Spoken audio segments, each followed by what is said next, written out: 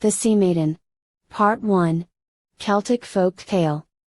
There was once a poor old fisherman, and one year he was not getting much fish. On a day of days, while he was fishing, there rose a sea-maiden at the side of his boat, and she asked him, "Are you getting much fish?" The old man answered and said, "Not I."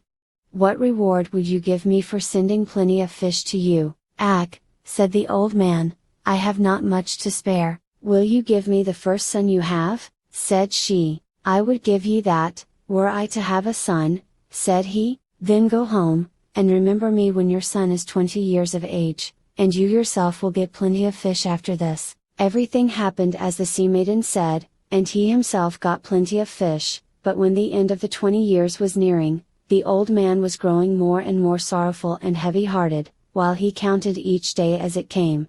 He had rest neither day nor night. The son asked his father one day, "Is any one troubling you?" The old man said, "Someone is, but that's not to do with you nor anyone else." The lad said, "I must know what it is." His father told him at last how the matter was with him and the sea-maiden. "Let not that put you in any trouble," said the son, "I will not oppose you. You shall not go, my son, though I never get fish any more. If you will not let me go with you, go to the smithy, and let the smith make me a great strong sword, and I will go seek my fortune."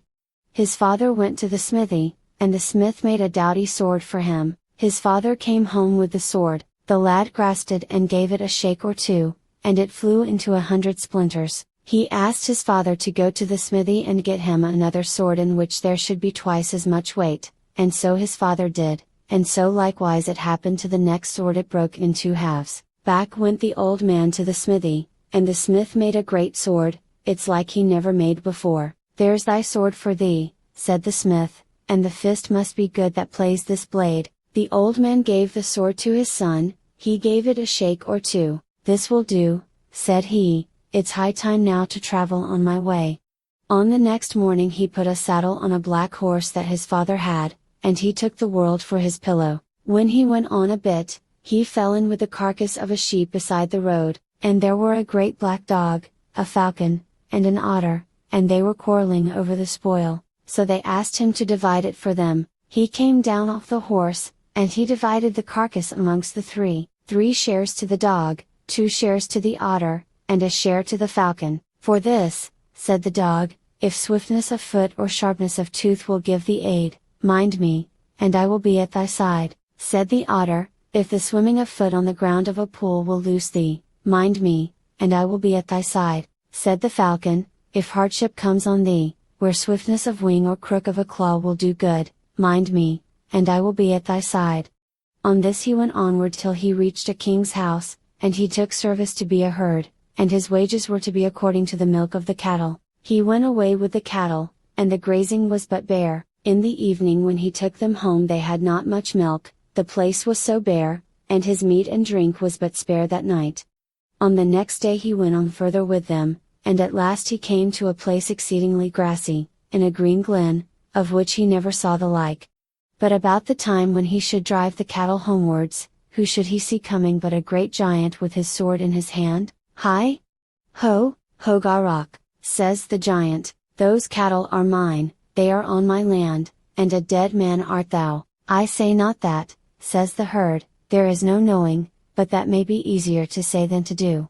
He drew the great clean sweeping sword, and he neared the giant. The herd drew back his sword, and the head was off the giant in a twinkling. He leapt on the black horse, and he went to look for the giant's house. In went the herd, and that's the place where there was money in plenty, and dresses of each kind in the wardrobe with gold and silver, and each thing finer than the other. At the mouth of night he took himself to the king's house, but he took not a thing from the giant's house. And when the cattle were milked this night there was milk. He got good feeding this night, meat and drink without stint, and the king was hugely pleased that he had caught such a herd. He went on for a time in this way, but at last the glen grew bare of grass, and the grazing was not so good.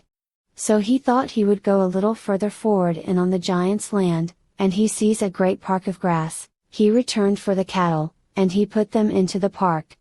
They were but a short time grazing in the park when a great wild giant came full of rage and madness. "Hi! Ha, Hogaraj," said the giant, "it is a drink of thy blood that will quench my thirst this night." "There is no knowing," said the herd, "but that's easier to say than to do," and at each other went the men. There was shaking of blades. At length and at last it seemed as if the giant would get the victory over the herd. Then he called on the dog, and with one spring the black dog caught the giant by the neck, and swiftly the herd struck off his head. He went home very tired this night, but it's a wonder if the king's cattle had not milk. The whole family was delighted that they had got such a herd. Next day he betakes himself to the castle. When he reached the door, a little flattering carlin met him standing in the door. "All hail and good luck to thee, fisher's son, 'tis I myself am pleased to see thee. Great is the honor for this kingdom, for thy like to be come into it. Thy coming in is fame for this little bothy. Go in first, honor to the gentles, go on, and take breath in before me, thou crone, I like not flattery out of doors, go in and let's hear thy speech." In went the crone, and when her back was to him he drew his sword and whips her head off, but the sword flew out of his hand, and swift the crone gripped her head with both hands, and puts it on her neck as it was before. The dog sprung on the crone, and she struck the generous dog with a club of magic, and there he lay. But the herd struggled for a hold of the club of magic, and with one blow on the top of the head she was on earth in the twinkling of an eye. He went forward, up a little, and there was spoil, gold and silver, and each thing more precious than another, in the crone's castle. He went back to the king's house, and then there was rejoicing. To be continued.